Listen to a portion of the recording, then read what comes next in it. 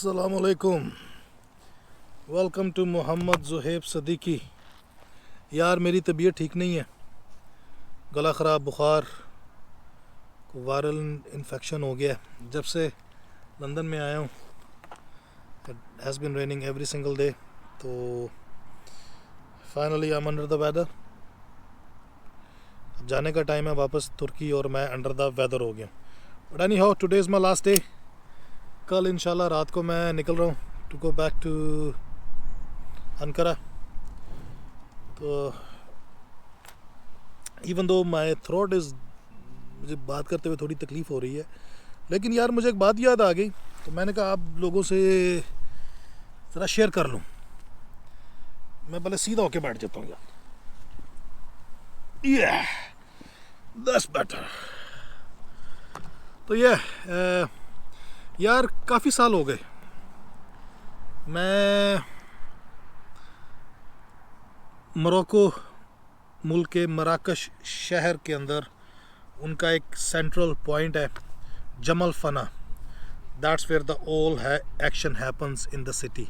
बड़ा पुराना है, बड़ा तारीखी है। इसी के पास जो शहर की सबसे कदीम और सबसे बड़ी मस्जिद है वो भी यहीं पे है, द लैंडमार्क ऑफ मराकश सिटी मस्जिद, मुझे उसका नाम नहीं याद आ रहा,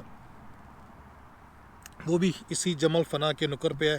बड़ा एक बहुत बड़ा चौक है, सारा दिन यहाँ पे दी बिज़नेस एक्टिविटीज़ होती रहती हैं। वो मदारी शदारी आके जनाब अपना कुछ वो करते रहते हैं, सपेरे आके सांपों के साथ जो भी है वो करते हैं। और इट्स ऑल उसके इस जमल फना के साइडों से सारी जो हैं वो बाज़ार की गलियाँ निकलती हैं, जैसे वो लाहौर में अंदरूने शहर जो बाज़ार है ना, बिल्कुल उसी तरह। और रात को इसी जमल फना में जब दुकानें बंद हो जाती हैं तो सारे शहर से लोग फूड स्टॉल उठा के यहाँ पे आ गए, बड़ा मेले का समा होता है। तो एनीहाउ, मैं यार उस जमल फना में एक दफ़ा था, उसकी एक साइड पे टांगे खड़े हुए थे फॉर टूरिस्ट, शहर में चलने के लिए वहाँ पे टांगे भी हैं। तो 8-10 टांगे लाइन सर खड़े हुए थे। तो मैं उन टांगों के पास से रोज़ गुज़रता था। तो मैंने एक दिन वहाँ पे एक टांगे वाला देखा जिसका बड़ा गुबलू बुबलू सा एक कोई 50 के साल का बंदा था, बड़ा प्यारा सा।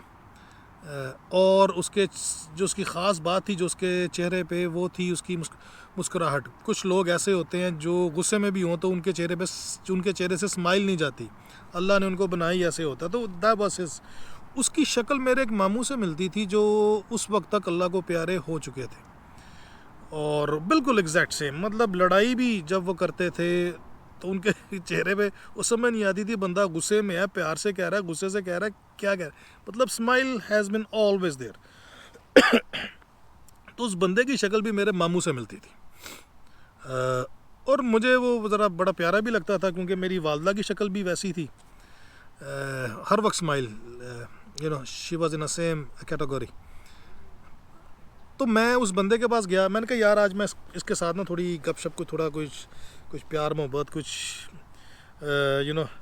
अस्ततीन अरबी कलीलन फ़कत, कुछ इस तरह की जनाब अरबी शरबी बोलता हूँ, कोई 2-4 लफ्ज़ सीखता हूँ कोई तो मैं उसके पास गया, आई डोंट रिमेंबर, कुछ 2-4 अरबी के लफ्ज़ मैंने जोड़े और कुछ इंग्लिश के बीच में तोड़ जोड़ करके मैंने somehow I got myself a टांगा। मैंने कहा यार मुझे बस ये आसपास थोड़ा सा शहर फिराओ, लेकिन शहर क्या फिरना था यार, बस उसके साथ spend some time with him. तो उससे बातचीत करके उसकी स्टोरी, उसकी लाइफ स्टोरी और ये सारा कुछ, तजस्सुस, क्यूरियोसिटी, क्योंकि वो उसकी शक्ल जो थी दैट वाज वेरी अट्रैक्टिव। तो मैं गया, तो मैं टांगे पे जनाब ऊपर चढ़ के बैठ गया। जब वो भी बैठा तो इतनी देर में जो सबसे पहले नंबर पे जो टांगा था उसका बंदा वापस आके उसने पहले उस बंदे को खूब गालियाँ निकाली। मुझे वो कहता है तुम नीचे उतरो, मेरे पास आओ। तो मुझे बाद में पता चला कि ये that was actually a rank, proper ये रैंक है, और आपने फर्स्ट टांगा जो है वो जो दे गो बाय द टर्न, तो इस बंदे की टर्न कोई 5वें-6वें नंबर पे थी। तो मैंने कहा यार नहीं, मैंने तो उसी के साथ जाना है। और आई वाज रॉन्ग, वो बंदा भी रॉन्ग था जो मेरा टांगे वाला था, और मैं भी रॉन्ग था क्योंकि हक उसी का था। लेकिन उसमें मैं चूँकि टूरिस्ट था, ट्रैवल कर रहा था, मुझे इतना पता नहीं था, लेकिन उस बंदे को चाहिए था कि वो मुझे कहता यार अगर तुमने मेरे साथ ही जाना है तो तुम ज़रा वेट करो ताकि मेरा पहला नंबर आ जाए, फिर मेरे पास आना। But anyhow the guy who started to fight he was not wrong, वो अपना हक मांग रहा था। लेकिन बहरहाल वो कुछ मेरी जवानी भी थी, नादानी भी थी मेरा उसके मैं भी वहाँ पे इंग्लिश में उसकी मैंने माँ बहनें करनी शुरू कर दी। और जो मेरा टांगे वाला था, जब उसने देखा कि मैं भी जनाब बोल रहा हूँ तो वो भी और शेर हो गया, वो भी उसको बोलना शुरू हो गया। आपस में उनकी लड़ाई, मेरे तक आए, मेरी तरफ इशारा करें, मैं इंग्लिश में शुरू कर दूँ, वो आपस में अरबी में करते रहे।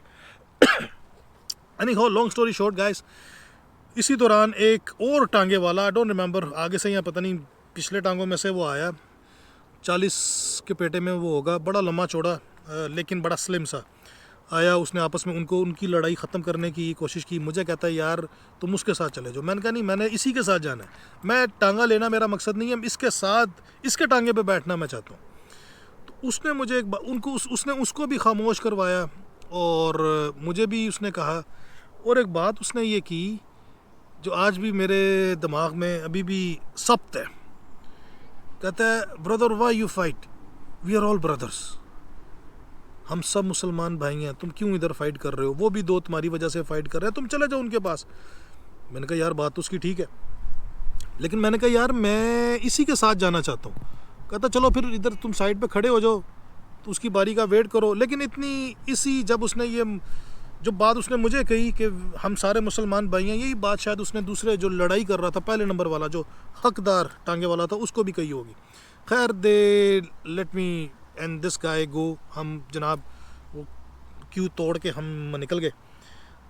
लेकिन ये बात इतने बरस गुजर गए, मुझे आज भी याद है कि यार वो क्या चीज़ है कि जो मुसलमान एक पाकिस्तान में भी बैठा हुआ है, मोरक्को में बैठा हुआ है, जो बेचारा टांगा चलाता है, उसके अंदर भी ये बीज मौजूद है कि हम सारे भाई हैं। ये क्या वजह है, ये क्या वजह, ये आखिर मुसलमान जो हम हैं, हम क्या चीज़ हैं, हम कौन है जे हमें मतलब हमारे टांगे वाले को भी ये बात पता है कि हम सारे मुसलमान। वो ठीक है यार, पॉलिटिकल रीजंस की वजह से दुनिया में जो राइवल्स हैं वो अपनी जगह पे, वो राइवलरी ठीक है, वो मतलब चल रही हैं पॉलिटिकल रीजंस, लेकिन अंदर तो सब मुसलमान एक दूसरे को अपना भाई समझते हैं। इवन लाइक अगर आप कहीं और भी जाएं, मैं खुद भी कहीं जाता हूं किसी मुसलमान मुल्क में, कभी ट्रैवल करना कोई हो तो दूसरे को मैं ब्रदर कह के ही करता हूं। ये आपको ये चीज़ किसी और कौम में इतनी ज़्यादा दिखाई नहीं देती, लेकिन मुसलमानों में ये बहुत है। बड़ा जुल्म हुआ है हमारे साथ। 80 साल पहले हमारी जो शनाख्त है, वो हमारी कौमियत जो है वो इलाकाई हो गई है। सल्तनत उस्मानिया जितनी सल्तनतें टूटी हैं, उसके ख़ास तौर पे सल्तनत उस्मानिया के बाद हम इलाकाई हो गए हैं, हम कतरी हो गए हैं, हम अरबी हो गए, हम सऊदी हो गए हैं, हम मिस्री हो गए हैं, हम मराकश के हो गए हैं, हम पाकिस्तानी हो गए हैं। ये बड़ा जुल्म है। लेकिन इनफैक्ट जो अच्छी बात है कि अभी भी अंदर वो बीज बाकी है, और ये कभी इसके जो तना है, ये बीज दोबारा बड़ा ये कदावर दरख्त बनेगा, क्योंकि ये मुसलमान की शनाख्त के ख़िलाफ़ है कि उसकी जो शनाख्त है वो इलाकाई या किसी और चीज़ पे बेस्ड हो अदर देन बीइंग मुसलमान। ये चीज़ वापस ज़रूर आएगी, 50 साल बाद आए, 100 साल बाद आए, वी नेवर नो।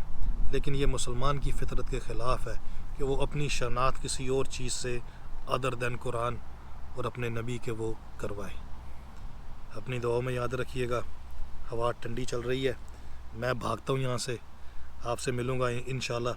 अगर कोई अगला व्लॉग शायद, बल्कि यकीनन आपका भाई अनकरा से बनाएगा। अल्लाह हाफ़िज़।